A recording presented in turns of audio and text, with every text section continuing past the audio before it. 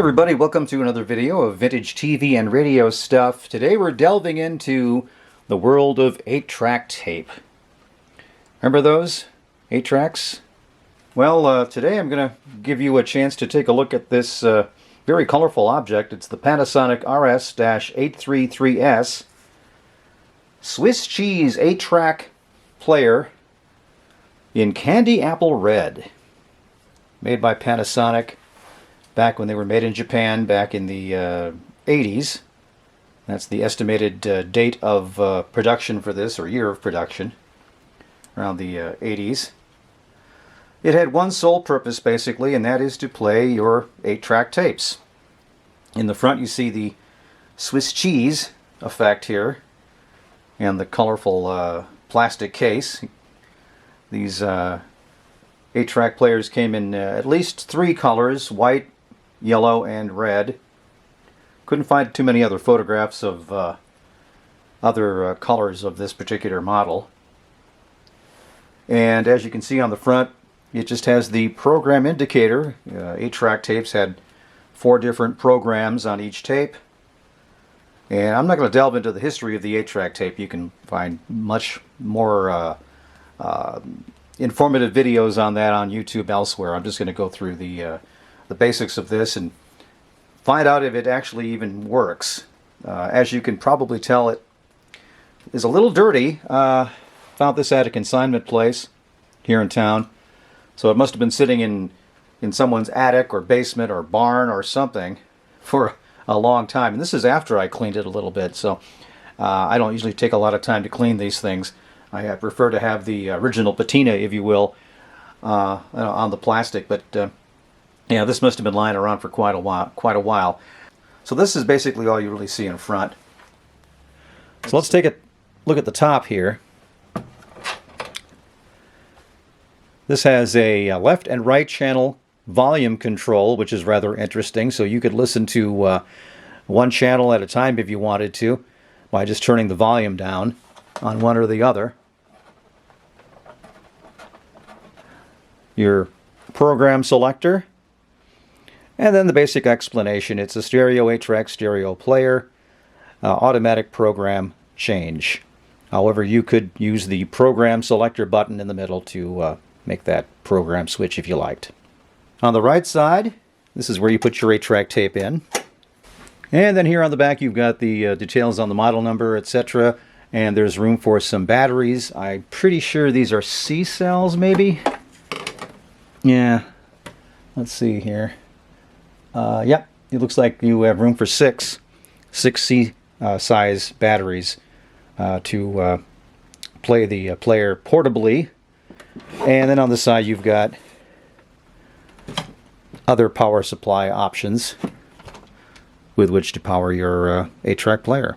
Okay, so I plugged this 8-track player in, and I'm going to try popping in a tape here. I happen to have a copy of Neil Diamond's Beautiful Noise.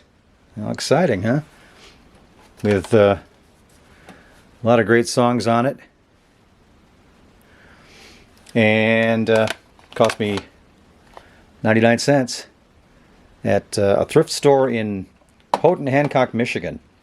Went up there about a year ago to see a play, actually, at the university there at Michigan Technological University. Last place you'd expect to see a theater production, but sure enough, there it was.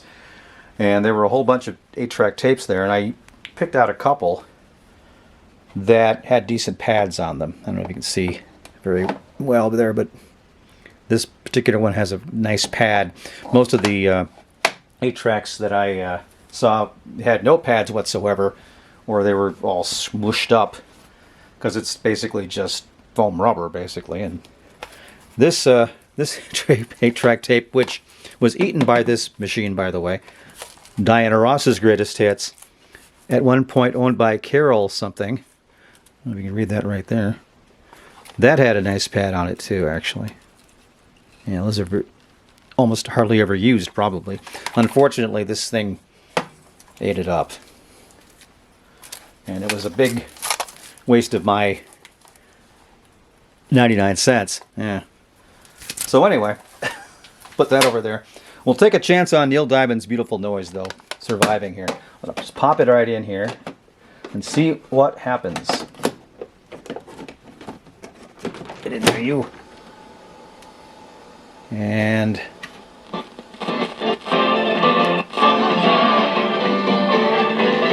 okay, there's something there. I don't recognize this song. One thing I did notice is that the left channel doesn't work. So I'm turning it all the way down and up, and right channel does work though. Sounds a little slow actually. I think, I don't know for sure. But so far it's actually playing this thing. Hopefully it's not eating it. Let's pop it out and see. No, looks good. Nice job. Will this work though? Let's find out. No. Unfortunately, that program selector does not function here. Let's let this song come to an end, and maybe we'll recognize the next one, or maybe it'll switch to the next program by itself. I don't know. No. I think that was the program indicator. Oh, wait. Take it back.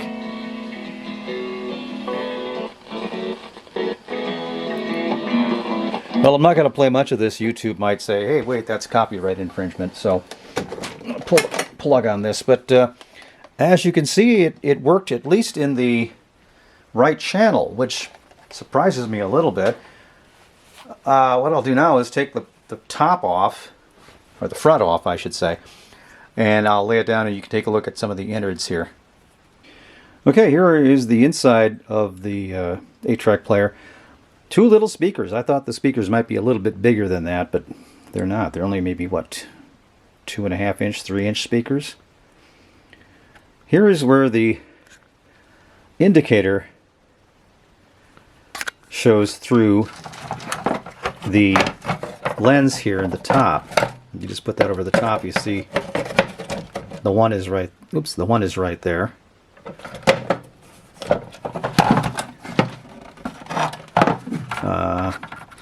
Where the tape goes in. Some other parts of it, power supply back there. So it's pretty simple. Volume control. And once again, the left channel did not work. Right channel did. Let's go ahead and pop that tape back in if I can find it here. And see if I can slide it in one-handed. Might be a little hard here. Let's see.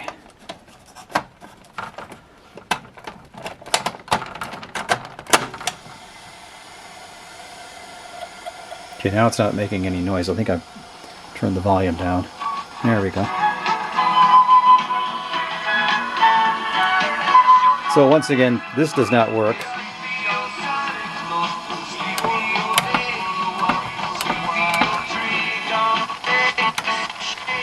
Let's just turn that down.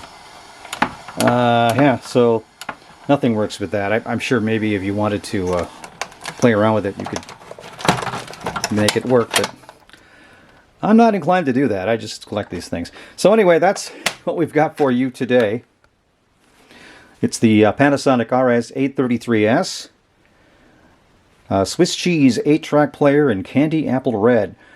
I looked around online and somebody was asking $170 for one of these that was in perfect working condition in their opinion. But mostly you find them pretty cheap, mainly for parts. And as you can see, this one does not work properly. At least it plays it back, but not very well.